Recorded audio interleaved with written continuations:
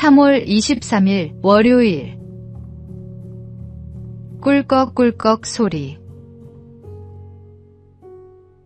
한바탕 큰 전투를 치르고 나서 부상당한 병사가 애타게 물을 찾고 있었습니다. 마침 군종 목사에게 얼마의 물이 남아 있었습니다. 목사는 수통을 그 병사에게 건넸습니다. 병사는 무심코 그 물을 마시려고 했습니다. 물통을 들면서 모든 소대원들의 눈이 자기에게 집중되어 있는 것을 알게 되었습니다. 그는 목마른 것을 꾹 참고 그 수통을 소대장에게 넘겨주었습니다. 소대장은 그 수통을 받아들더니 입에 대고 꿀꺽꿀꺽 소리를 내며 마셨습니다. 그리고 부상당한 병사에게 다시 그 수통을 돌려주었습니다. 부상당한 병사가 물을 마시려다 보니 물은 조금도 줄지 않았습니다. 병사는 수통에 입을 대고 소대장처럼 꿀꺽꿀꺽 소리를 내며 맛있게 물을 마셨습니다. 수통은 다음 병사에게로 전해졌습니다. 소대원들은 모두 꿀꺽꿀꺽 물을 마셨습니다. 마침내 수통은 군종 목사에게 돌아갔습니다. 수통의 물은 처음 그대로였습니다. 갈증을 느끼는 사람은 아무도 없었습니다. 그날 물이 늘어난 것은 아니었습니다. 그러나 서로를 먼저 생각한 마음이 갈증보다 앞섰고 그 배려가 모두를 충분하게 만들었습니다. 은혜를 누린 사람은 생명을 지켜주는 인수를 펼 수 있습니다. 서로를 배려하고 양보하는 마음이 모두를 살립니다. 오늘의 말씀. 서로 사랑하라. 내가 너희를 사랑한 것 같이 너희도 서로 사랑하라. 오늘의 만나. 오늘 누군가에게 은혜를 끼치는 사람이 되십시오.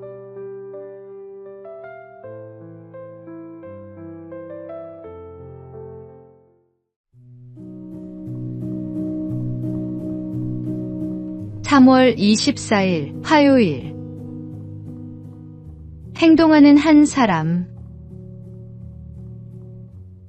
어느 아파트 단지에 늘 같은 문제가 있었습니다.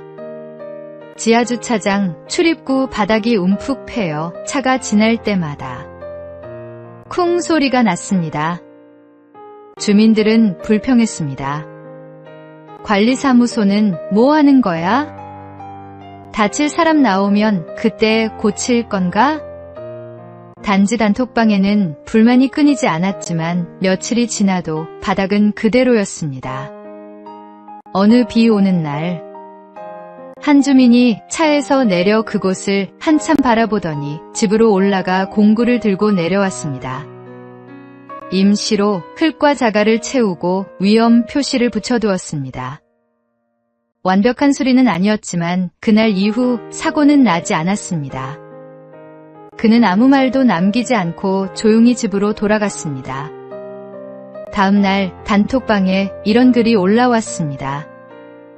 어제 누가 바닥을 임시로 고쳐놨네요. 덕분에 아이들 다칠까 걱정 안 해도 되겠어요. 그제야 사람들은 깨달았습니다. 말로만 걱정하던 사람들보다 먼저 나서서 행동한 한 사람이 상황을 바꿔놓았다는 것을. 성경에서 하나님이 찾으시는 의인은 완벽한 사람이 아닙니다. 모두가 외면할 때 그 자리에 멈춰 서서 할 수 있는 일을 하는 사람입니다. 오늘의 말씀. 이 땅을 위하여 성을 쌓으며 성 무너진 데를 막아서서 나로 하여금 멸하지 못하게 할 사람을 내가 그 가운데에서 찾다가 찾지 못하였으므로. 오늘의 만나. 불평하기보다 작은 일이라도 직접 행하는 사람이 되십시오.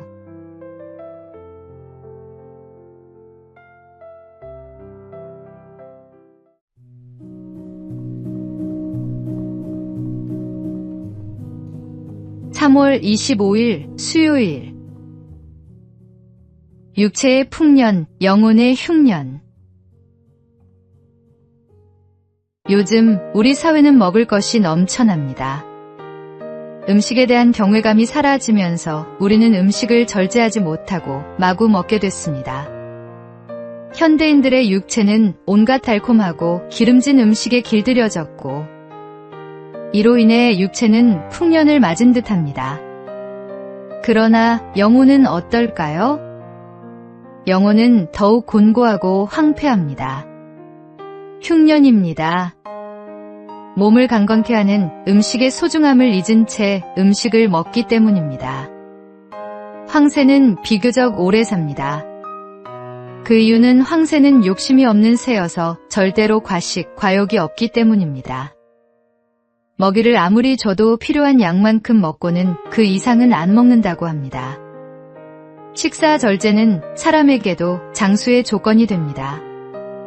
경건 생활에서도 이렇게 절제하는 것은 중요합니다. 이스라엘 백성들이 광야 생활을 할 때도 이러한 절제 속에서 아름답게 살아갔습니다. 우리는 좀 적게 먹고 말씀과 기도로 영혼의 생명을 더욱 풍부하게 해야 합니다. 나의 연약함과 불완전함을 하나님 앞에 내놓음으로써 우리는 비로소 경건과 사랑의 힘을 얻을 수 있습니다. 성경은 영으로서 몸의 행실을 죽이면 살리니라고 말씀합니다. 육체의 욕망을 절제하고 영적인 것에 집중할 때 참된 생명을 얻게 됩니다. 오늘의 말씀, 너희가 육신대로 살면 반드시 죽을 것이로되 영으로서 몸의 행실을 죽이면 살리니. 오늘의 만나, 육체를 채우는 일에만 집중하지 말고 절제하며 말씀과 기도로 영혼을 먼저 채우는 하루를 보내십시오.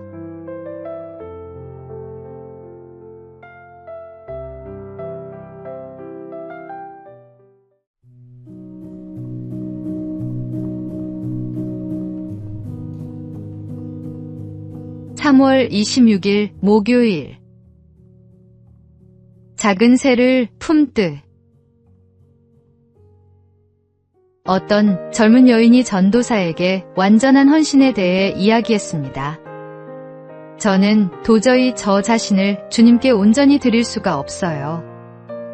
혹시 제가 원하지 않는 너무 힘든 선교지로 보내실까 두려워요. 전도사가 조용히 말했습니다. 어느 추운 겨울 아침, 반쯤 얼어붙은 작은 새 한 마리가 당신의 창문을 두드리고 있다고 생각해 보세요. 그 작은 새가 당신에게 자신을 맡기고 먹이와 따뜻함과 보호를 기대하며 당신의 손 안으로 들어온다면 당신은 그 새를 해치겠습니까? 아니면 품에 안아 살려주겠습니까? 그 말을 듣는 순간 그녀의 두 눈에 이해의 빛이 스쳤습니다. 헌신이 두려운 이유는 주님을 몰라서가 아니라 주님의 마음을 아직 다 알지 못해서일지도 모릅니다. 우리가 작은 새 한 마리도 품에 안아 따뜻하게 보살피려 하는데 하물며 우리를 사랑하시는 하나님께서야 얼마나 더 우리를 귀하게 여기시겠습니까? 하나님께 자신을 온전히 맡기는 것은 두려움이 아니라 가장 안전한 선택입니다. 주님께서는 우리를 해치려 하시는 것이 아니라 가장 좋은 길로 인도하시기 때문입니다. 성경은 너희 몸을 하나님이 기뻐하시는 거룩한 산 제물로 드리라고 말씀합니다. 주님의 사랑을 신뢰하고 온전히 자신을 맡기십시오. 오늘의 말씀, 그러므로 형제들아 내가 하나님의 모든 자비하심으로 너희를 권하노니 너희 몸을 하나님이 기뻐하시는 거룩한 산 제물로 드리라. 오늘의 만나, 하나님께 자신을 맡기는 것이 두렵다면 그분의 사랑을 더 깊이 묵상하십시오. 주님은 우리를 가장 선한 길로 인도하십니다.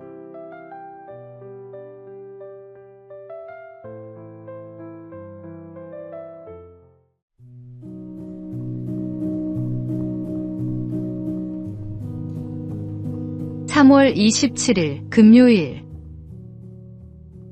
곱하기의 십자가.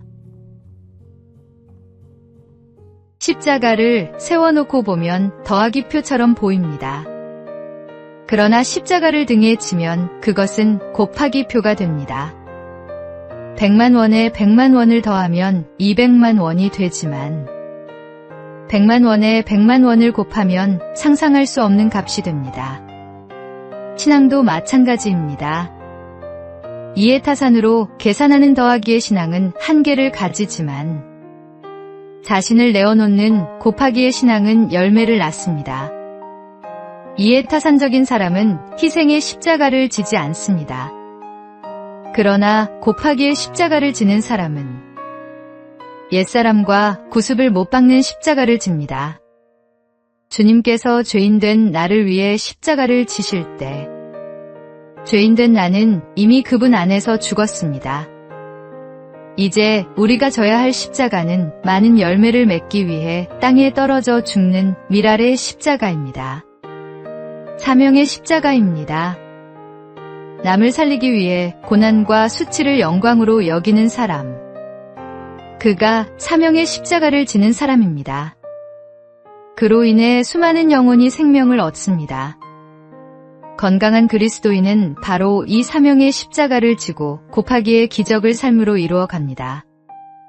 예수님은 한 알의 밀이 땅에 떨어져 죽으면 많은 열매를 맺는다고 말씀하셨습니다.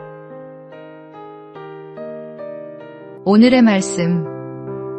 내가 진실로 진실로 너희에게 이르노니 한 알의 밀이 땅에 떨어져 죽지 아니하면 한 알 그대로 있고 죽으면 많은 열매를 맺느니라. 오늘의 만나. 이해타산의 더하기 신앙이 아니라 자신을 내어놓는 곱하기 신앙으로 많은 열매를 맺는 삶을 살아가십시오.